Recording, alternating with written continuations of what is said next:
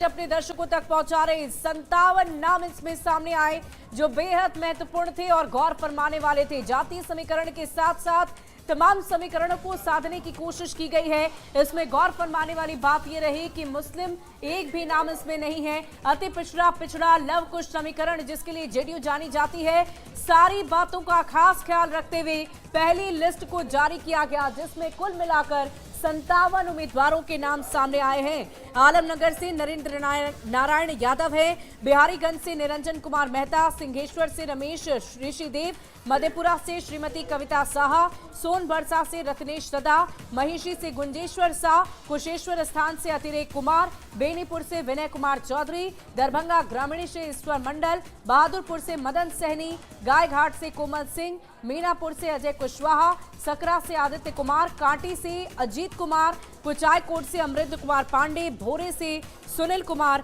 हथुआ से रामसेवक सिंह, बरौली से मंजीत सिंह, जीरादेई से भीष्म कुशवाहा, रघुनाथपुर से विकास कुमार सिंह उर्फ जीशु सिंह, बढ़रिया से इंद्रदेव पटेल, महाराजगंज से हेम नारायण शाह, एकमा से धूमल सिंह, मांझी से रणधीर सिंह, परसा से छोटेलाल राय, वैशाली से सिद्धार्थ पटेल, राजापाकर विधानसभा क्षेत्र से महेंद्र राम, महनार उमेश सिंह कुशवाहा, कल्याणपुर महेश्वर हजारी, वारिसनगर मांझीरक मृणाल। और देखिए इस लिस्ट की जानकारी हमने आपको दे दी है, लेकिन इस लिस्ट में क्या प्रमुख बातें रही, क्या गौर फरमाने वाली बातें रही है, वो हमारी सहयोगी विभा आप तक पहुंचाएंगे। बिल्कुल शुभी, तो पहली लिस्ट में 57 प्रत्याशियों के नाम हैं और इस 57 प्रत्याशियों की पहली लिस्ट में क्या खास और बड़ी बात है वो भी देख लीजिए। पहली लिस्ट में 4 महिला प्रत्याशी के नाम शामिल किए गए हैं, 27 नए चेहरों को इसमें शामिल किया गया है, 5 कैबिनेट मंत्री को टिकट दिया गया है। 57 उम्मीदवारों में 19 चेहरों को एक बार फिर से रिपीट किया गया, यानी कि भरोसा एक बार फिर से उनके ऊपर जाहिर किया गया।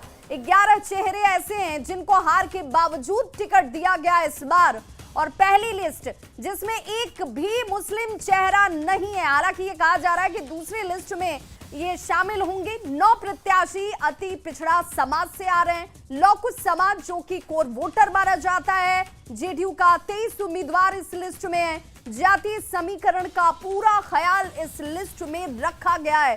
57 उम्मीदवारों की बात करें, इनमें दूसरे दल से आए नेताओं को भी टिकट दिया गया है नीतीश कुमार की तरफ से, और ये इसकी बड़ी बातें सामने नजर आ रही है। नालंदा से श्रवण कुमार, कविता शाह, मधेपार कोमल सिंह, गायघाट से बात करें तो अश्वमेघ देवी, समस्तीपुर से रवीना कुशवाहा जो है वो, नालंदा से श्रवण कुमार जिनकी चर्चा पहले से चल रही थी। और जेडीयू के इस लिस्ट पर अगर आप नजर डालेंगे तो हरनौत से हरि नारायण सिंह को चुनावी मैदान में उतारा गया है। मोकामा से अनंत सिंह जिन्होंने कल ही अपना नॉमिनेशन कर लिया और 1 लाख से ज्यादा वोटों से जीत की बात कही थी। किशनगंज के ठाकुरगंज विधानसभा सीट से पूर्व विधायक गोपाल कुमार अग्रवाल ने जेडीयू के प्रत्याशी के तौर पर नामांकन दाखिल कर दिया है। 2020 में निर्दलीय के तौर पर दूसरे स्थान पर रहे थे और इस बार जेडीयू से चुनावी मैदान में ताल ठोक रहे हैं। उन्होंने विकास, रोजगार और सामाजिक न्याय को अपनी प्राथमिकता बताया। ठाकुरगंज में मुस्लिम मतदाता जो बेहद निर्णायक बताए जाते हैं, नामांकन के दौरान सैकड़ों समर्थक उनके साथ मौजूद रहे और नामांकन के दौरान की ये तस्वीरें आपके सामने भी, जहां पर देखिए नामांकन दाखिल किया गया। विधानसभा को बहुत बुरे दिन देखने पड़े हैं। आजादी के इतिहास में 80 साल में इतना कमजोर विधायक जिसको एक अदना सा कर्मचारी बेवकूफ बना सके, ऐसा विधायक कभी नहीं मिला।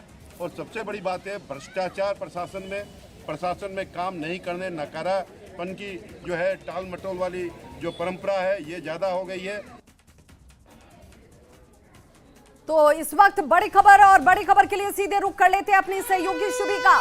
और बड़ी खबर अपने दर्शकों को बता दें विभा, देखिए एक तरफ जहां जेडीयू उम्मीदवारों का ऐलान किया जा रहा है तो दूसरी तरफ सिंबल भी खुद अपने हाथ से बिहार के मुख्यमंत्री नीतीश कुमार अपने उम्मीदवारों को देते हुए नजर आ रहे हैं। लगातार उनकी तरफ से सिंबल का वितरण किया जा रहा है। कुशेश्वर स्थान से अतिरेक कुमार को सिंबल उन्होंने दिया है, धौरैया से मनीष कुमार को सिंबल दिया गया, महाराजगंज से हेम नारायण शाह को दिया गया, समृद्ध वर्मा को सिकटा से सिंबल मिला है, संदेश के राधा चरण सेठ को सिंबल खुद मुख्यमंत्री नीतीश कुमार ने दिया है। तस्वीरें भी हम आपके साथ साझा कर रहे हैं। देखिए, बिहार के मुख्यमंत्री नीतीश कुमार आपको नजर आ रहे होंगे और इस वक्त पूरा रंग, चुनावी रंग, पूरा बिहार चुनावी रंग में रंगा हुआ है। हर तरफ चुनाव से जुड़ी हुई तस्वीरें सामने आ रही है। कहीं उम्मीदवारों की नाराजगी तो कहीं उम्मीदवारों के चेहरे पर खुशी और कहीं कोई सिंबल लेकर पूरी तैयारी कर रहा है कि अब वो नामांकन दाखिल करेगा और उसके बाद प्रचार प्रसार में जोर शोर से जुट जाएगा। तो तस्वीरें बहुत कुछ बता रही है और अलग अलग तस्वीरें लगातार सामने आ रही है। तो वहीं बिहार विधानसभा चुनाव को लेकर हर विधानसभा सीट के लिए मतदाता अलग अलग मुद्दों पर अपने प्रतिनिधि का चयन करेंगे। कटिहार से संवाददाता सुब्रत ने कटिहार मनिहारी पैसेंजर ट्रेन के यात्रियों से बातचीत की और जानने की कोशिश की कि इस बार मतदाता किस मुद्दे पर मतदान करने वाला है। दूसरे चरण के मतदान के लिए कटिहार में 7 सीटों के लिए 11 नवंबर को मतदान है और यात्रीगण कृपया ध्यान दें, दूसरे चरण के लिए मतदान अनिवार्य रूप से करें। न्यूज़ 18 का ये पहला पहल है कि हर वोटर अपनी वोट को सुनिश्चित करे और निश्चित तौर पर वोट करे। फिलहाल हम लोग कटिहार से मनिहारी के यात्रा करने वाले इस पैसेंजर ट्रेन के यात्रियों से रायशुमारी करेंगे कि इस बार किन मुद्दों पर कटिहार के मतदाता मतदान करेंगे। जो काम हुआ मोटामोटी ठीक ठाक हुआ? नहीं, काम तो जो भी चल रहा है नीतीश सरकार को जो ठीक है चल रहा है, लेकिन गाड़ी चाहिए। तो नीतीश सरकार में कौन कौन सा काम आपको अच्छा प्रभावित कर? हमारा सब मोटा-मोटी सही काम ठीक ही चल रहा है, ठीक ठाक लगा है। ठीक है सर। सिर्फ गाड़ी का ही जो चलते हैं डेली, इसका फेरा भरना। हाँ, फेरा भरना चाहिए। क्या नाम है? अनिल चंद्र मंडल। क्या काम हुआ है, क्या मुद्दे पर वोट कीजिएगा? देखिए, बिहार की बात किया सबसे पहले मैं चाहता हूँ कि जो बिहार का जो पिछड़ापन है उसे दूर किया जाए। जो विकास है वो तो विकास हो ही रहा है, लेकिन युवा होने नाते मैं सरकार से यही निवेदन करना चाहता हूँ कि युवा के प्रति जो उनका संवेदनशील होना चाहिए, जो रोजगार के प्रति जो नौकरी वगैरह जो होता है वैकेंसी वगैरह, उस पर थोड़ा विशेष ध्यान दिया जाए। बात रहा विकास को लेकर, तो विकास तो लगभग हो ही रहा है और मैं कहूँगा विशेष तौर पे, क्योंकि मैं एक शिक्षक हूँ न होने के नाते मैं कहना चाहूंगा कि शिक्षा व्यवस्था पर विशेष ध्यान जाए। रमानंद कुमार सिंह। देखिए, आपको एक खास तस्वीर दिखाते हैं और ये घास गाड़ी भी कहा जाता है। दियारा क्षेत्र के लोग हैं और जो पशु चारा इस तरह से वोट देते हैं। वोट देते हैं। कौन मुद्दा पर वोट दीजिएगा इस बार? मुद्दा क्या है? मोदी के देंगे। मोदी को वोट दीजिएगा। मोदी कामों क्या है? काम कर रहा है, वही पैसा उसा दे रहा है, डूबे हैं तब खाने में। कौन सी का पैसा दिया? 10,000 यही बकरी पालन दिया है, 7,000 दिया है और कहा दिया राशन पानी भेजा है ऊपर से। वो सब ठीक ठाक हो रहा है? हाँ, ठीक है। और ये यात्रियों की रायशुमारी है। सुब्रत, न्यूज़ 18 कटिहार। तो एनडीए और इंडिया गठबंधन में सीट बंटवारे पर जनसुराज के संयोजक प्रशांत किशोर ने बयान दिया। उन्होंने कहा कि बिहार की जनता जानती है कि हर व्यक्ति अपनी लूट के हिस्से के लिए लड़ रहा है। जितनी ज्यादा सीटें उन्हें मिलेंगी उतना ही उन्हें बिहार को लूटने का मौका मिलेगा। एनडीए और महागठबंधन में भी यही हाल है। लूट के लिए, लूट में अपने हिस्से की लड़ाई लड़ रहा है। जितना ज़्यादा मुझे सीट मिल जाए उतना ज़्यादा आगे सरकार में भागीदारी हो जाएगी, उतना ज़्यादा लूटने का अवसर मिलेगा। तो जब आपकी सोच ये है कि मैं कितना बिहार को लूट सकूं, तो ये तो होना ही था।